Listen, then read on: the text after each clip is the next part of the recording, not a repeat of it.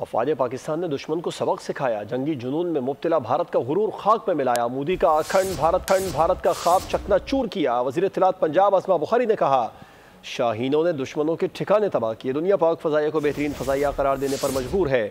मोदी ने ट्रंप से दरख्वास्त की है कि हमें बचा लो। पाक फ़ज़ाइया ने जंगी तारीख में पहली बार राफेल तैयारे गिराए। कौम है, हम जंग नहीं चाहते।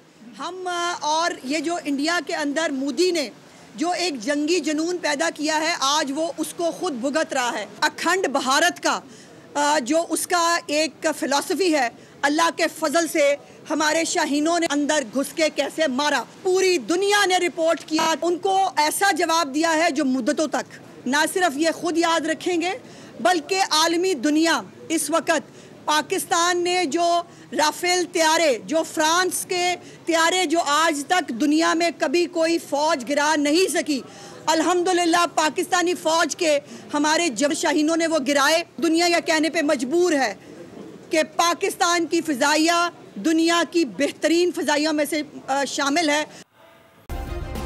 सब्सक्राइब करें और बेल दबाएं ताकि कोई खबर रह न जाए।